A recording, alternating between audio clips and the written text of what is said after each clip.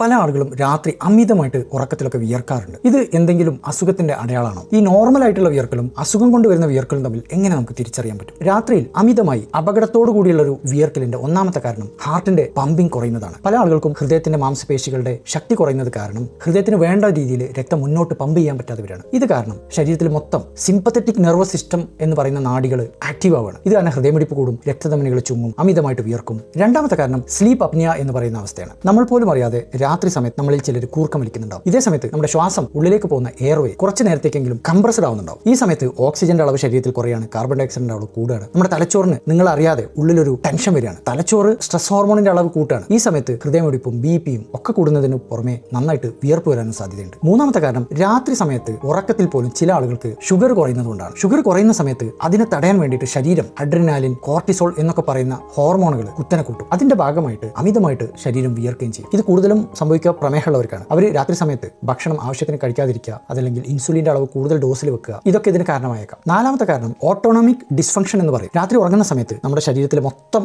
Activities ഒരു relaxed അവസ്ഥയിലേക്ക് മാറണം. ഇതിനാണ് പാരാസിമ്പത്തറ്റിക് സിസ്റ്റത്തിലേക്ക് മാറുക എന്ന് പറയാം. ബി പി കുറയും, പൾസ് കുറയും, ടെമ്പറേച്ചർ ശാന്തമാവും. പക്ഷേ ഈ ഒരു ഓട്ടോമാറ്റിക് ആയിട്ട് നടക്കേണ്ട പ്രക്രിയ ചില ആളുകൾക്ക് നടക്കില്ല. പ്രത്യേകിച്ച് പ്രമേഹമുള്ളവർ, പ്രായം ചെന്നവർ, സ്ഥിരമായിട്ട് ടെൻഷൻ ഉള്ളവർ, ഹാർട്ടിന്റെ അസുഖമുള്ളവർ, ഇവർക്കൊക്കെ രാത്രി സമയത്ത് ശരീരം ശാന്തത കൈവരിക്കുന്നതിന് പകരം ഫുള്ള് സ്ട്രെസ്സിലായിരിക്കും. ഇത് അവർ അറിയുന്നൊന്നും ഉണ്ടാവില്ല. അതിന്റെ ഭാഗമായിട്ട് അമിതമായിട്ട് വിയർപ്പുണ്ടാവും. അഞ്ചാമത്തെ കാരണം എന്ന് പറയുന്നത് നമുക്ക് മെറ്റബോളിക് സിൻഡ്രോം ഉണ്ടെങ്കിലാണ്. എന്ന് വെച്ചാൽ അമിതവണ്ണം, അതിന്റെ കൂടെ ബി പി, അതിന്റെ കൂടെ ഷുഗർ, അതിന്റെ കൂടെ ഫാറ്റി ലിവർ, ട്രൈഗ്ലിസറൈഡ് കൂടുക, നല്ല കൊളസ്ട്രോൾ കുറയുക, ഇതെല്ലാം കൂടെ ചേരുന്ന ഒരു അവസ്ഥക്കാണ് മെറ്റബോളിക് സിൻഡ്രോം എന്ന് പറയാം. ഇങ്ങനെയുള്ളവർക്ക് ശരീരത്തിൽ ഷുഗറിന്റെ അളവ് കൂടും കുറഞ്ഞിരിക്കും. രാത്രിയെല്ലാം ഇത് സംഭവിക്കുന്ന കാരണം വിയർപ്പ് കൂടുതലായിരിക്കും, പ്രത്യേകിച്ച് സ്ട്രെസ് ഹോർമോൺ കൂടെ കൂടുന്ന സമയത്ത്. ഇനി നിങ്ങൾ എന്താണ് ചെയ്യേണ്ടത്? രാത്രി അമിതമായിട്ട് വിയർക്കുന്നുണ്ടെങ്കിൽ ആദ്യം അത് അപകടമുള്ളതാണോ അല്ലേ എന്നുള്ളത് തിരിച്ചറിയണം. അപകടമില്ലാത്ത വിയർപ്പ് എന്ന് പറയുന്നത് സാധാരണഗതിയിൽ റൂമൊക്കെ നന്നായിട്ട് ചൂടുള്ള സമയത്ത് സംഭവിക്കുന്നതായിരിക്കും. അതല്ലെങ്കിൽ നമ്മൾ ഡ്രസ്സൊക്കെ ഒന്ന് ഊരി മാറ്റുകയാണെങ്കിൽ ആ വിയർപ്പ് ഒന്ന് കുറയും. നമുക്ക് മാത്രമല്ല, നമ്മുടെ കൂടെ റൂമിലുള്ള എല്ലാവർക്കും ഇതേ ചൂടും വിയർപ്പും അനുഭവപ്പെടുന്നുണ്ടാവും. ഇനി അസുഖം കൊണ്ടുവരുന്ന അമിതമായിട്ടുള്ള ശ്രദ്ധിക്കേണ്ട വിയർപ്പ് എന്ന് പറയുന്നത് അധികം റൂമിൽ മറ്റുള്ളവരൊക്കെ ഉണ്ടെങ്കിൽ പോലും നമുക്ക് മാത്രമായിട്ടായിരിക്കും അനുഭവപ്പെടുക. റൂം പലപ്പോഴും ഭയങ്കര ചൂടൊന്നും ഉണ്ടാവില്ല. ചിലപ്പോൾ തണുപ്പാണെങ്കിൽ പോലും നമ്മൾ വിയർത്തൊന്നും വരും. മാത്രമല്ല